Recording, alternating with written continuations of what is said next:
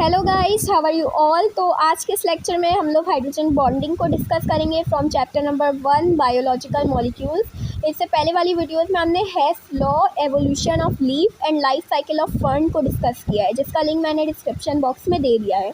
So do check it out. So without wasting our time, let's get started. Hydrogen bonding. The force of attraction between molecules of opposite charges is called hydrogen bonding.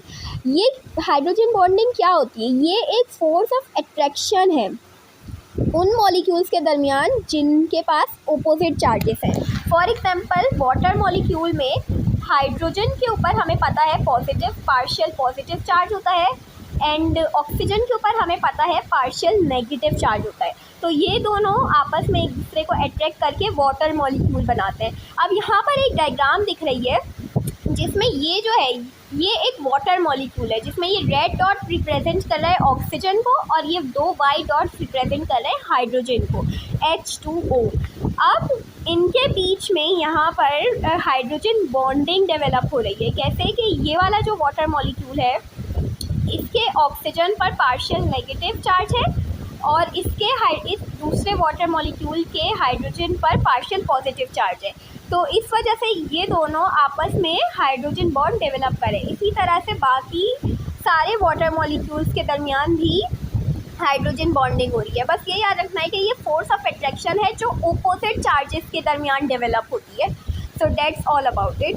इसके अलावा इसके दो characters होते हैं, cohesion and adhesion. Let's discuss it one by one. Now, force of cohesion. The attractive force between similar molecules is called force of cohesion.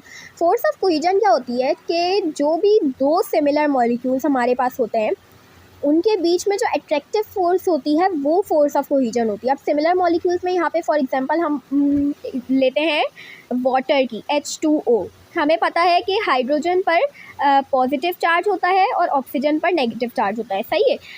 अब यहाँ पर water molecules दूसरे वाटर मॉलिक्यूल्स को अपनी तरफ अट्रैक्ट करेंगे, तभी फोर्स ऑफ कोहिजन इनके दरमियान प्रोड्यूस होगी। अब यहाँ पर इमेज में आप देख सकते हैं कि ये एक वाटर मॉलिक्यूल है और ये दूसरा वाटर मॉलिक्यूल है।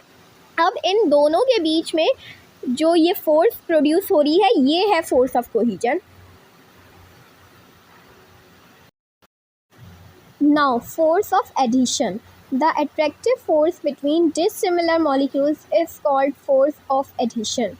Force of cohesion क्या थी कि हमारे पास similar molecules के बीच में जो force of attraction produce हो रही थी वो force of cohesion थी। Like water की example हमने ली थी।